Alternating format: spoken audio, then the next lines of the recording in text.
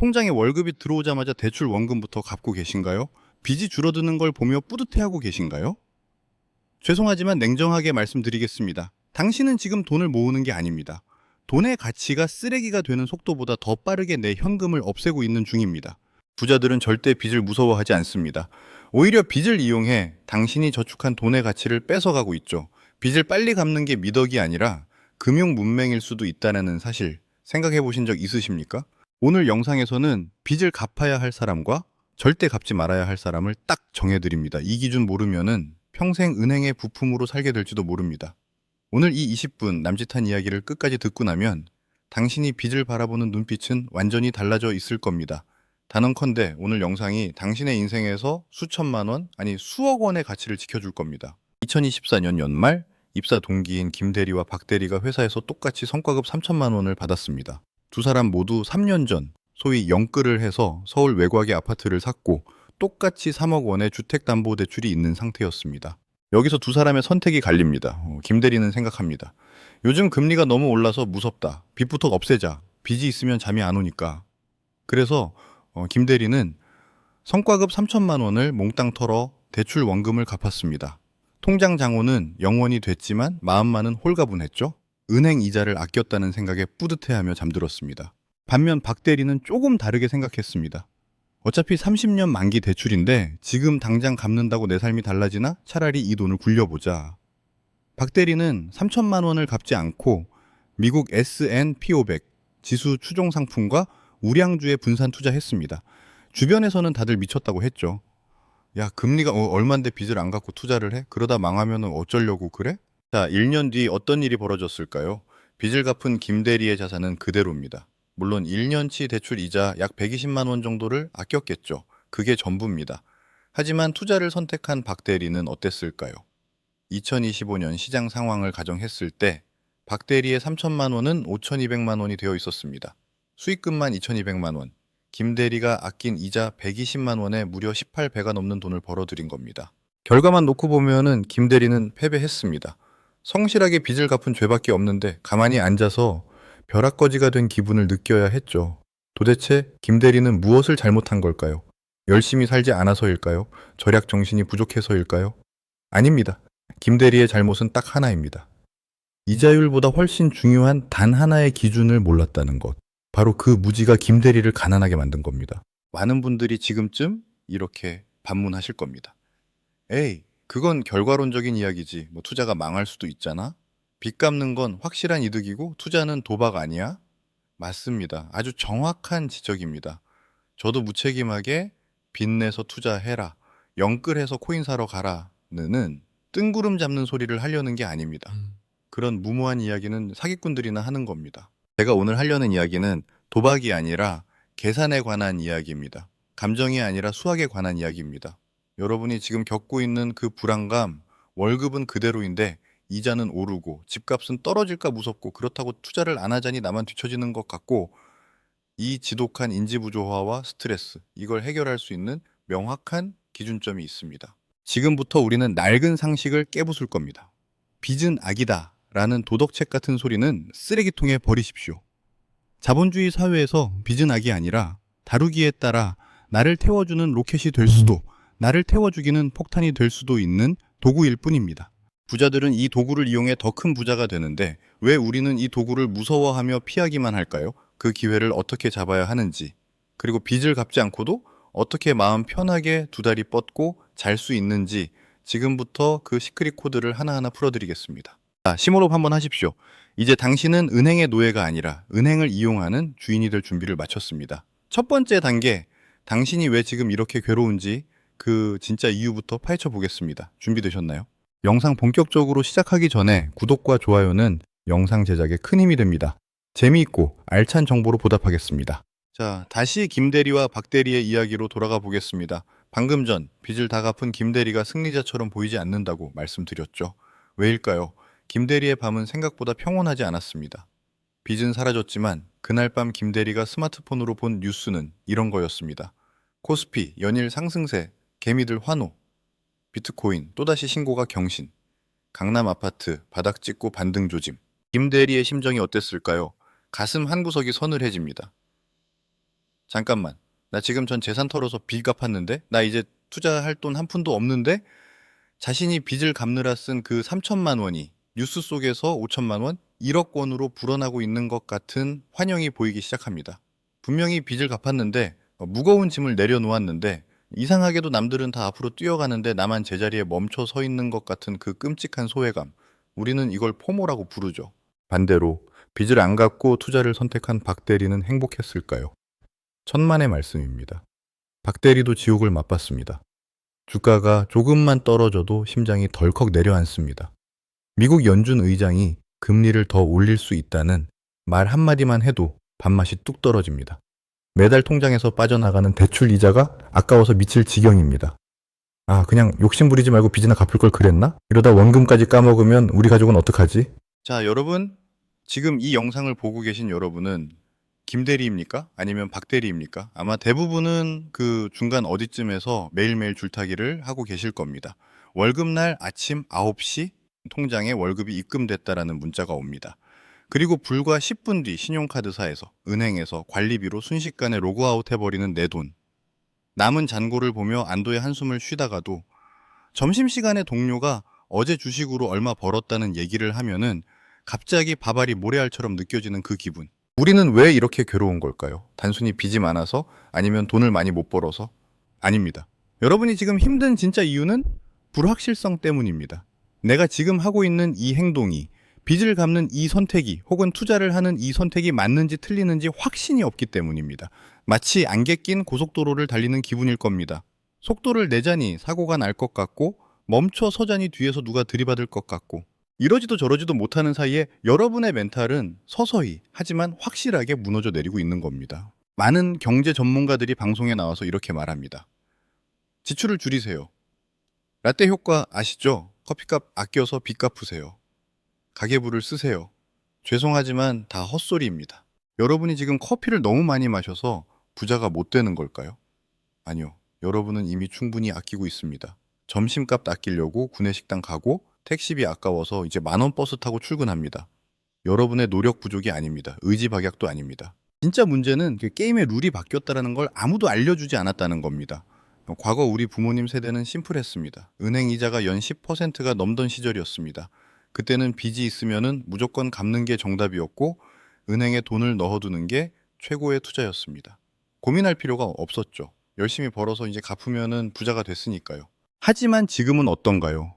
여러분이 열심히 대출 원금을 갚고 있는 그 순간에도 짜장면 값은 오르고 버스비도 오르고 아파트 관리비도 오릅니다. 내가 빚을 갚는 속도보다 돈의 가치가 떨어지는 속도가 더 빠르다면 어떡하시겠습니까?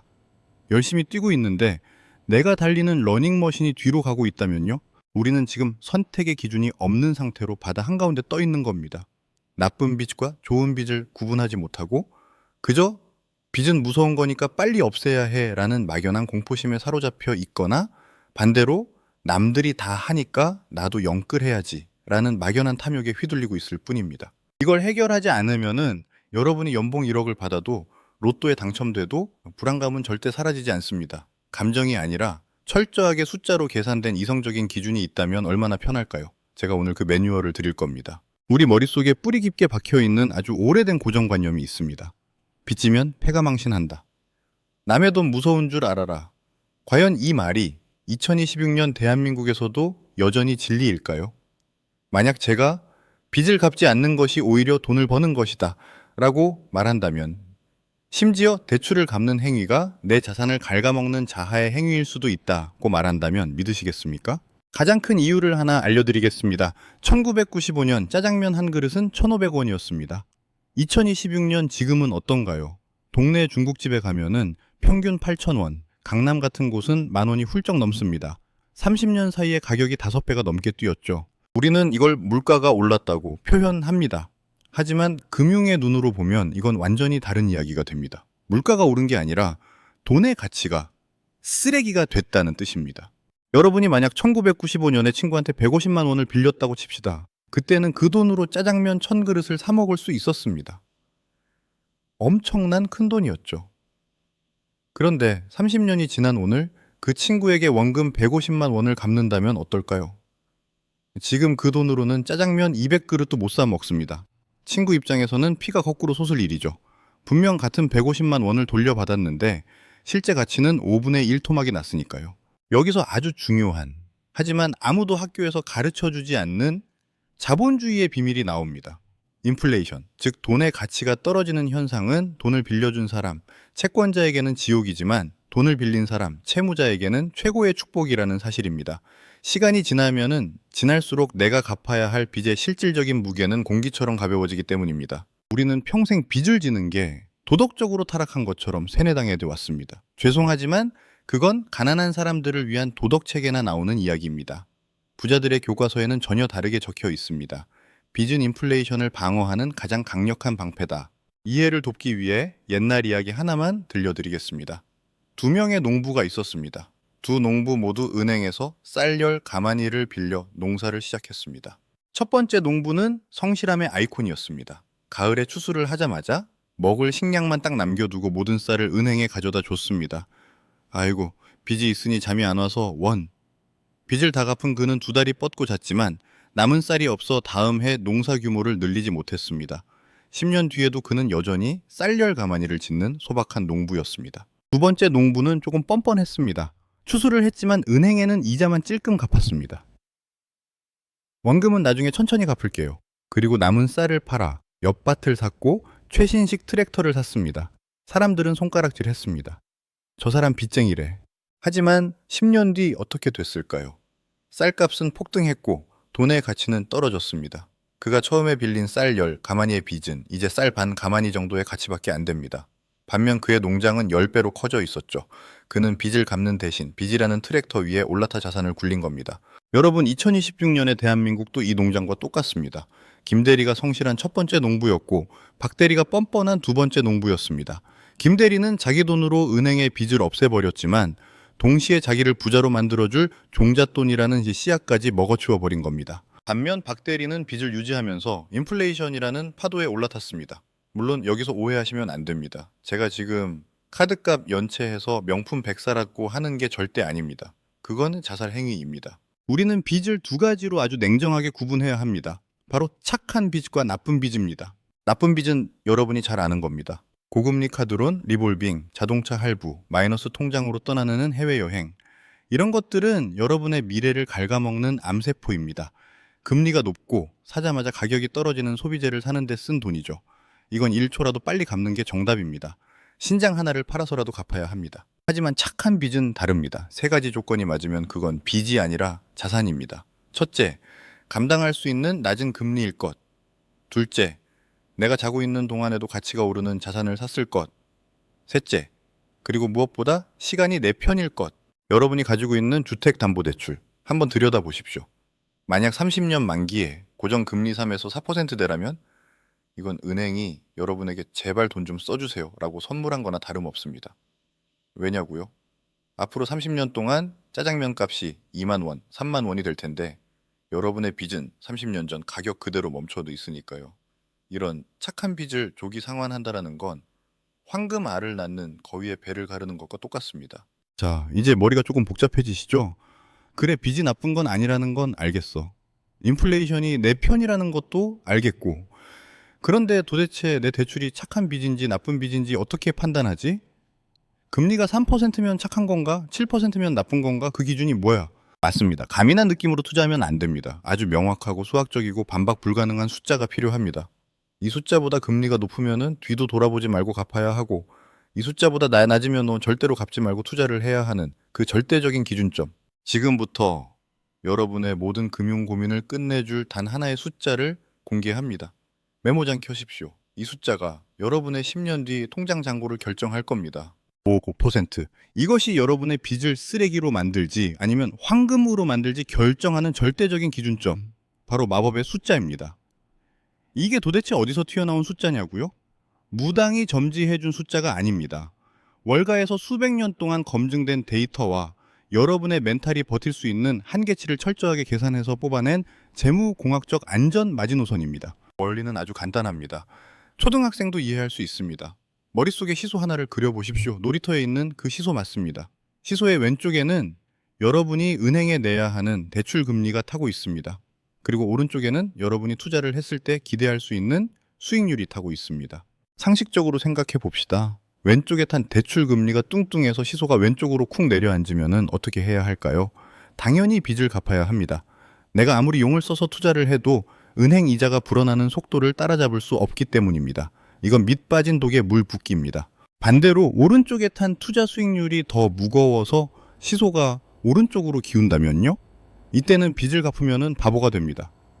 은행에 4만 원 이자 주고 투자로 7만 원, 8만 원을 벌 수 있는데 굳이 그 기회를 걷어찰 이유가 없으니까요. 그렇다면 이 시소의 균형을 맞추는 정중앙, 그게 바로 5%라는 겁니다. 왜 하필 5%일까요? 자, 팩트체크 들어갑니다. 전 세계 주식시장의 표준이라고 불리는 미국 S&P 500 지수의 지난 100년간 평균 수익률을 아십니까? 오를 때도 있고 내릴 때도 있었지만 길게 놓고 평균을 내보면은 연 10% 정도입니다. 여기서 세금 떼고 물가 상승분 빼고 아주 보수적으로 잡아도 연 7% 정도의 수익은 역사적으로 증명된 팩트입니다. 이 원칙은 단순한 이론이 아니라 금융계에서 널리 통용되는 수학적 비교 논리입니다. 이게 대출 이자율보다 투자 기대 수익률이 크면 투자로 얻는 기대 이득이 더 크다는 단순 비교가 핵심입니다. 왜요? 그럼 기준이 7%여야도 하는 거 아닌가요? 아주 날카로운 질문입니다. 하지만 우리는 로봇이 아니죠. 감정이 있는 인간입니다. 투자를 하다 보면은 주식이 떨어지는 날도 있습니다. 그때 멘탈이 흔들리지 않으려면은 적어도 은행 이자보다는 확실히 더 번다는 안전 쿠션이 필요합니다. 그래서 시장 수익률 7%에서 여러분의 심리적 안정비용 2%를 뺀 겁니다.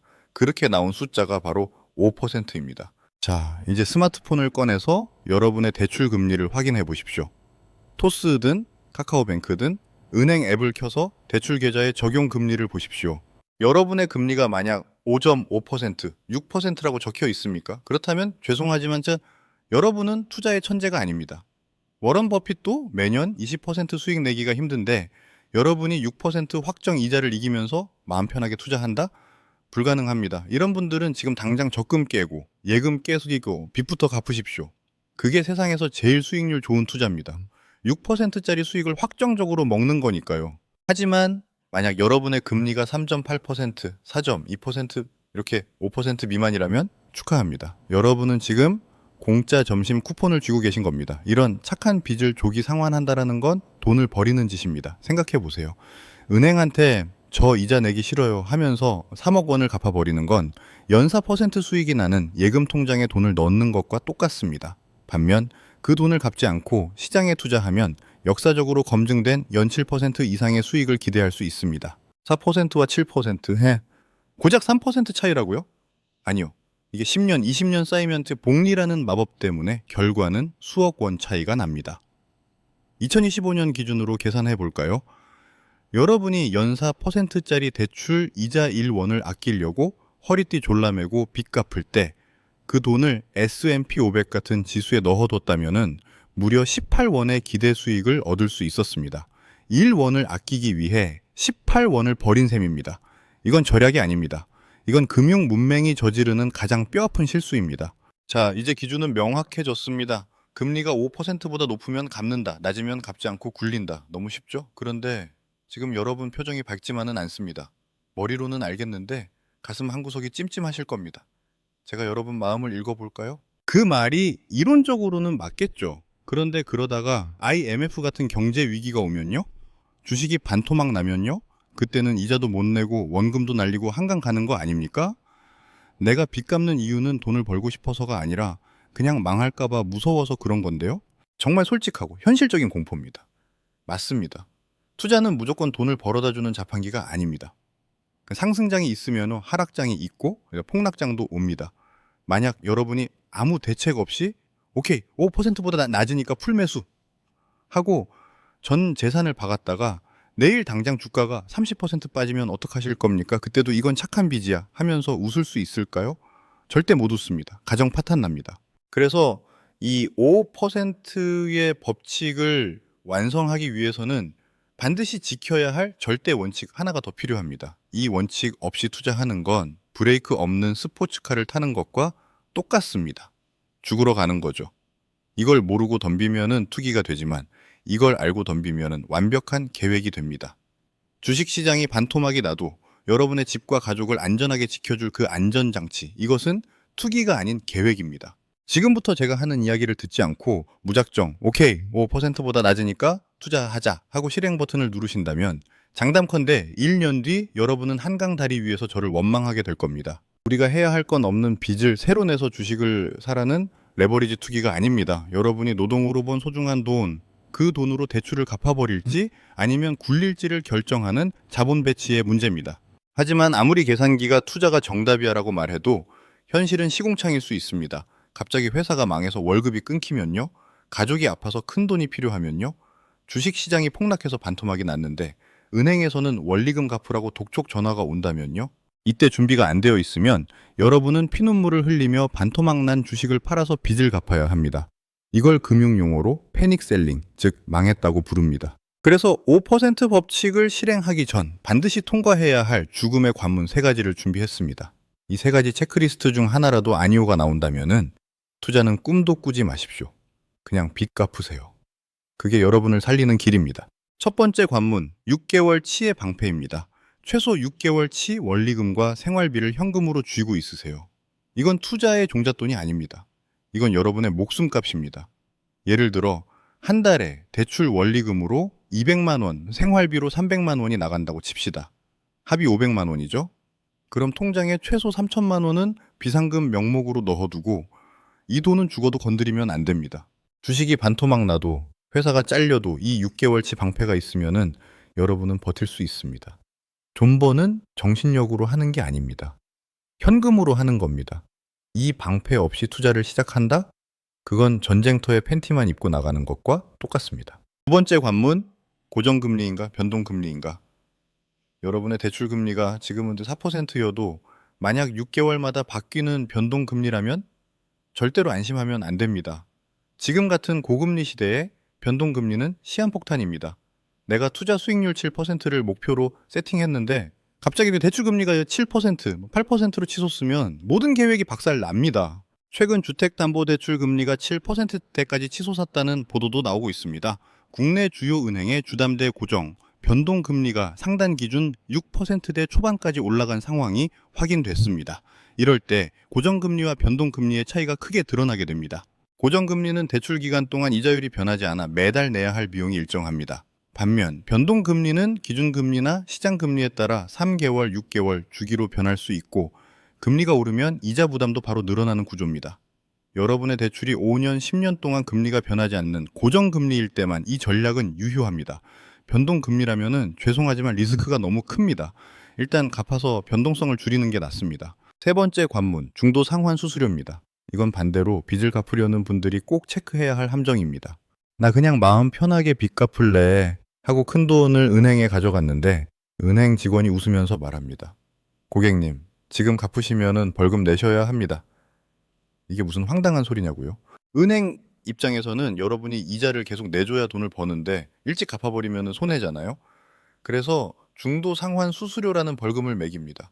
보통 대출 받은 지 3년이 안 됐으면 최대 1.4% 정도를 떼갑니다. 계산해 볼까요? 대출 금리 4% 아끼려고 갚는데 수수료 1.4%를 내면은 실제 이득은 2.6%밖에 안 됩니다. 이럴 거면은 차라리 파킹 통장에 넣어두는 게 낫습니다. 그러니까 빚을 갚기로 결심했더라도 3년이 지났는지 수수료가 면제되는지 반드시 확인하고 움직이셔야 합니다. 은행 좋은 일만 시킬 수는 없지 않습니까? 자, 정리해 보겠습니다. 첫째, 6개월치 생존 자금이 통장에 있는가? 둘째, 내 대출은 금리가 안 오르는 고정금리인가? 셋째, 갚는다면은 수수료 폭탄은 없는가? 이 3가지 관문을 모두 통과하셨습니까? 그렇다면 축하합니다. 여러분은 이제 도박꾼이 아니라 리스크를 통제하는 자산가의 자격을 갖췄습니다. 이제 여러분의 돈을 5%보다 높은 수익을 주는 곳으로 S&P 500이든 우량 배당주든 채권이든 옮기셔도 좋습니다. 수학적으로, 논리적으로, 그리고 안전장치까지 완벽합니다. 그런데 이렇게 완벽한 계획을 짰는데도 여전히 가슴 한구석이 답답한 분들이 계실 겁니다. 머리로는 알겠어요. 6개월치 비상금도 있고 고정금리 3.8%예요. 투자하는 게 무조건 이득인 건 알아요. 그런데 빚이라는 글자만 보면 숨이 막혀요. 남들은 빚 있으면 죄인이라는데 내가 너무 욕심 부리는 건 아닐까요? 주식 어플 파란불 들어오면 회사 일이 손에 안 잡혀요. 맞습니다. 우리는 로봇이 아닙니다. 엑셀 파일에는 감정이 없지만 우리에게는 감정이 있습니다. 수학적으로 100점짜리 정답이 심리적으로는 0점짜리 오답이 될 수도 있습니다. 돈을 버는 목적이 뭡니까? 결국 행복하게 살려고 하는 거잖아요. 그런데 돈 좀 더 벌겠다라고 매일 밤 악몽을 꾼다면은 그게 무슨 의미가 있겠습니까? 그래서 준비했습니다. 수학적 이득과 심리적 안정, 이 두 마리 토끼를 다 잡고 싶은 욕심쟁이들을 위한 마지막 히든 카드. 월가에서도 잘 안 알려주는, 하지만 진짜 부자들은 다 쓰고 있는 하이브리드 전략. 가장 현실적이고 가장 마음 편한 그 방법을 공개합니다. 여러분은 인생이라는 자동차를 타고 있습니다. 계기판 왼쪽 속도계는 여러분의 돈이 불어나는 속도입니다. 5% 미만의 싼 이자로 돈을 빌려서 7%, 8% 수익을 내는 투자를 하면 이 속도계는 미친 듯이 올라갑니다. 부자가 되는 지름길이죠. 하지만 문제는 오른쪽입니다. 바로 스트레스 온도계입니다. 속도를 높이려고 빚을 잔뜩 지고 투자를 풀엑셀로 밟으면 어떻게 될까요? 돈은 벌릴지 몰라도 여러분의 멘탈 엔진은 과열돼서 시뻘겋게 달아오릅니다. 밤에 잠이 안 오고 회사에서 일이 손에 안 잡히고 가족들에게 짜증을 내게 됩니다. 그러다 펑 하고 엔진이 터져버립니다. 엔진이 터진 차는 아무리 빨라도 소용없습니다. 폐차장으로 가야 하니까요. 제가 수많은 부자들을 보고 깨달은 게 하나 있습니다. 가장 완벽한 투자 전략은 가장 수익률이 높은 방법이 아니라 내가 끝까지 포기하지 않고 유지할 수 있는 방법이다. 수학적으로는 전 재산을 투자하는 게 정답일지 몰라도 심리적으로 감당이 안 되면은 그건 오답입니다. 주가가 10% 빠졌을 때 공포에 질려서 다 팔아버린다면은 애초에 시작하지 않은 것만 못하니까요. 수학적인 이득도 챙기면서 꿀잠도 잘 수 있는 가장 현실적인 타협점, 이름하여 반반 전략입니다. 아주 간단합니다. 여러분이 이번 달에 월급 받고 생활비 쓰고 남은 여윳돈이 100만 원이라고 칩시다. 이 100만 원을 두고 갚을까 투자할까 고민하지 마십시오. 그냥 딱 절반 50만 원씩 나누는 겁니다. 50만 원은 대출 원금을 갚으십시오. 비록 투자를 했을 때보다는 기대 수익이 낮겠지만 빚이 줄어드는 걸 눈으로 확인하면은 마음이 편안해집니다. 아, 그래도 내가 빚을 갚고 있구나. 이 심리적 안정감이 여러분을 버티게 해주는 힘이 됩니다. 그리고 나머지 50만 원은 S&P 500 같은 우량 자산에 투자하십시오. 이건 여러분의 기회를 사는 겁니다. 나중에 자산 시장이 폭등했을 때 아, 나도 그때 뭐라도 사둘 걸 하고 후회하지 않도록 발을 담그고 있는 겁니다. 이렇게 하면은 주가가 떨어져도 괜찮아. 어차피 절반은 빚 갚았잖아. 라고 위로할 수 있고 주가가 올라도 다행이다. 절반이라도 투자해놔서 라고 웃을 수 있습니다. 이게 바로 워런 버핏도 울고 갈 멘탈 관리의 기술입니다. 속도는 조금 느려질지 모릅니다. 하지만 멈추지 않고 끝까지 갈 수 있습니다. 토끼처럼 뛰다가 지쳐서 쓰러지는 것보다 거북이처럼 꾸준히 가서 결국 결승선에 도착하는 게 진짜 승리자 아니겠습니까? 자, 긴 이야기였습니다. 이제 정리를 해보겠습니다. 오늘 우리는 빚이라는 괴물을 해부했습니다. 알고 보니 빚은 무서운 괴물이 아니라 우리가 어떻게 다루느냐에 따라 나를 태워주는 충실한 말일 수도 있었습니다. 기억하십시오. 1995년의 짜장면 가격과 지금의 가격을 떠올리십시오. 시간은 빚쟁이의 편입니다. 돈의 가치는 떨어지고 빚의 무게는 가벼워집니다. 단 조건이 있습니다. 여러분의 대출 금리가 5%보다 낮아야 합니다. 지금 당장 은행 앱을 켜서 확인하십시오. 5%보다 높다면 뒤도 돌아보지 말고 갚으십시오. 그게 최고의 재테크입니다. 5%보다 낮다면 6개월치 비상금이 있는지 고정금리인지 확인하고 투자의 세계로 들어오십시오. 만약 그게 너무 무섭다면 방금 말씀드린 반반 전략을 쓰십시오. 선택은 여러분의 몫입니다. 김대리처럼 평생 은행을 위해 일하는 이자 시스템의 부품으로 사실 겁니까? 아니면 박대리처럼 시스템의 틈새를 이용해 부를 쌓는 금융의 주인이 되실 겁니까? 오늘 영상이 끝나면은 그냥 좋은 내용이네 하고 끄지 마시고 딱 한 가지만 실행해 주십시오. 내 대출 통장의 금리가 정확히 몇 %인지 확인하고 댓글로 남겨주십시오. 내 금리는 3.8%입니다. 저는 반반 전략으로 가겠습니다. 내 금리는 5.5%네요. 저는 오늘부터 무조건 상환입니다. 이렇게 선언하는 것만으로도 여러분의 뇌는 이미 부자의 사고방식으로 바뀌기 시작할 겁니다. 아이 때문에 기죽지 마십시오. 여러분이 빚을 진 건 방탕하게 살아서가 아니라 내 가족과 보금자리를 지키기 위해 용기를 냈던 증거니까요. 이제 그 용기에 지혜를 더하면 됩니다. 저희는 여러분이 빚의 공포에서 벗어나 진정한 경제적 자유를 얻는 그날까지 가장 날카롭고 현실적인 무기를 계속해서 배달해드리겠습니다. 오늘 이야기가 여러분의 통장과 멘탈을 지키는데 조금이라도 도움이 되셨다면 구독과 좋아요는 돈 드는 거 아니니까 시원하게 한번 눌러주십시오. 그 작은 클릭 하나가 저희가 영상을 만드는 가장 큰 월급입니다. 감사합니다.